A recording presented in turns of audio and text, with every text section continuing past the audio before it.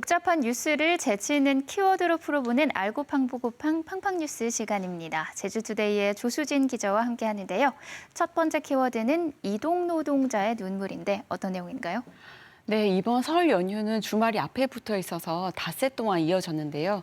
그래서 많은 분들이 긴 연휴 기간 동안 모처럼 여유로운 시간을 보내셨을 겁니다. 그런데 명절 때만 되면 가족이나 친지들을 만나지 못할 정도로 더 바쁘게 일하시는 분들도 있는데요. 바로 택배 노동자들이 아닐까 싶습니다. 코로나19 상황으로 비대면이 일상이 되니까 택배나 배달은 우리 생활에서 빼놓을 수 없는 부분이 됐습니다. 그러다 보니 택배나 배달 시장은 그 어느 때보다 특수를 누리고 있는데요. 그런데 과연 이 택배 노동자들의 노동 여건은 어떨까요? 오늘은 이와 관련한 이야기를 해볼까 합니다.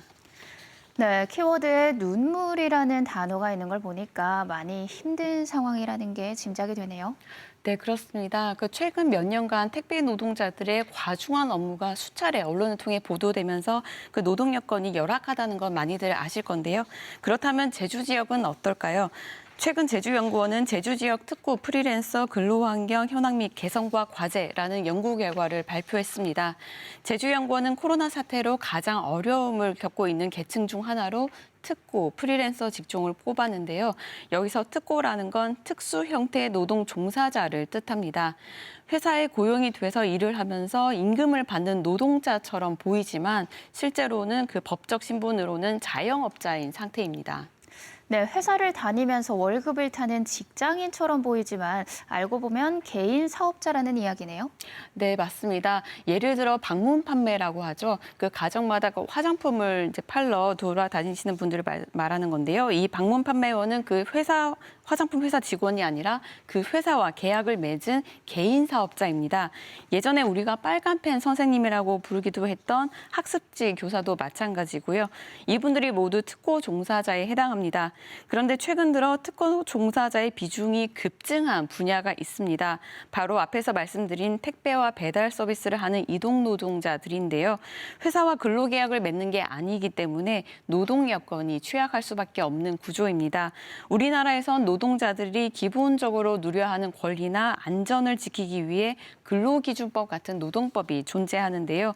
특고 종사자들은 엄밀히 말하면 현행법에선 노동자가 아닌 개인 사업자로 분류가 되기 때문에 사각지대가 발생하는 겁니다. 네, 새로운 형태 직종이라서 이들을 보호하는 법이 만들어지기까지 시간이 걸릴 수밖에 없는 상황 아닌가요? 네, 그렇기도 합니다. 사실 이 직종과 관련된 말들도 새로 생겨나기 시작했는데요. 이동 노동자를 플랫폼 노동자로 부르기도 하거든요. 플랫폼이란 건 기차역에서 승객들이 기차를 타고 내리는 공간을 말하죠.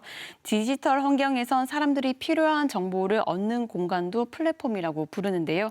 예를 들어서 우리가 배달 음식을 주문할 때나 물건을 주문할 때 온라인 사이트나 휴대폰의 앱을 사용하는데요. 이 사이트나 앱 모두 플랫폼에 해당합니다. 주문한 음식이나 물건을 배달하는 사람을 플랫폼 노동자라고 부르게 됐고요.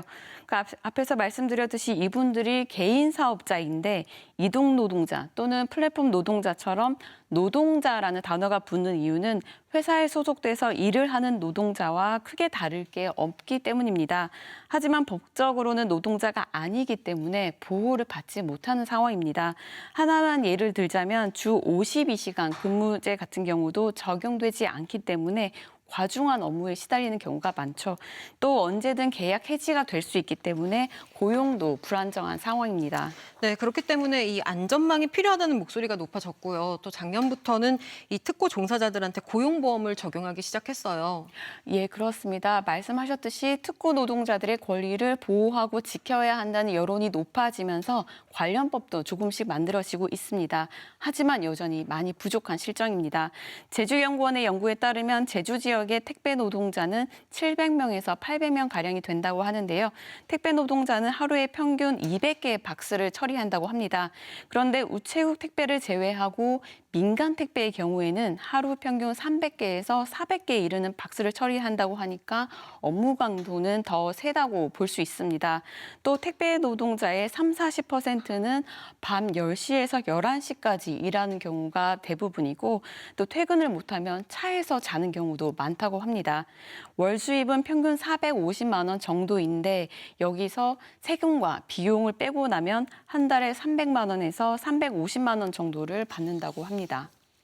네, 한 달 월급 실수령액이 300에서 350만 원이면 적지 않다고 느끼실 분들도 있을 텐데요. 그런데 밤 10시, 11시에 퇴근을 한다면 일하는 거에 비해서 결코 많은 금액이 아닌 것 같네요.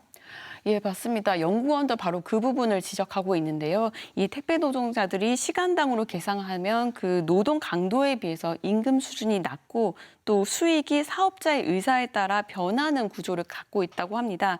그 택배 노동자들이 개인 사업자이다 보니까 주로 택배 대리점과 계약을 하는데 여기에 불공정한 고용 조건 계약이 포함돼 있다고 하는데요. 예를 들어서 수입 마진에 대한 배분 내용이 따로 없어서 이게 택배 대리점 소장에 의해서 좌지우지되고 있다고 합니다.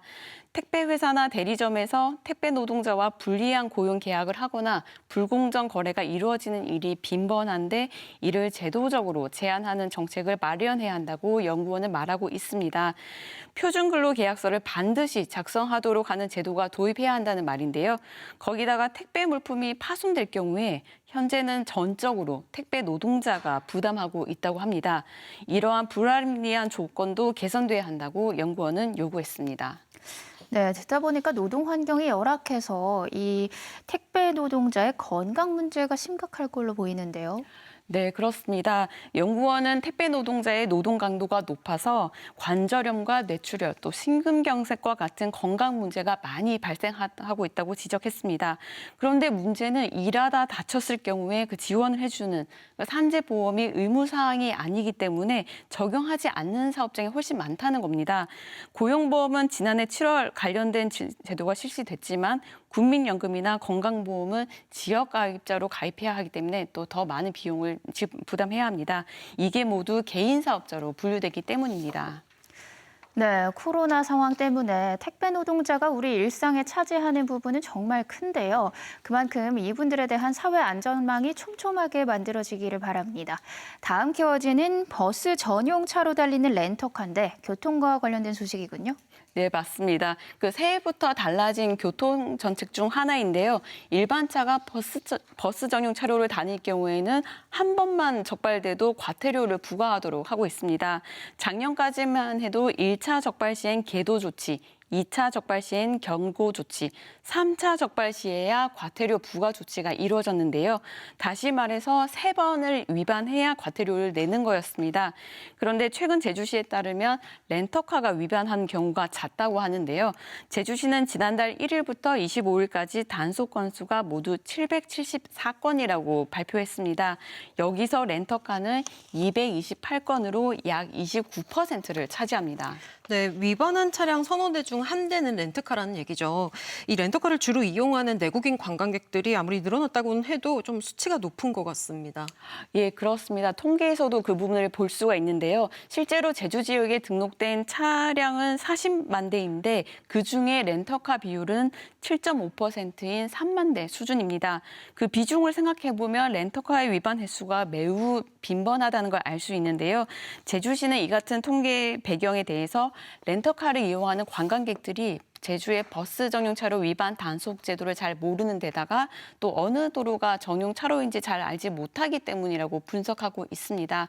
제주시는 렌터카 이용객들을 대상으로 홍보를 강화하고 또 자주 위반 사례가 발생하는 곳에다가 현수막 등을 달아서 단속 제도를 널리 알리겠다는 계획입니다.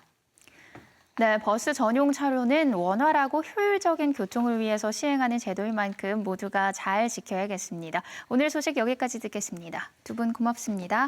감사합니다.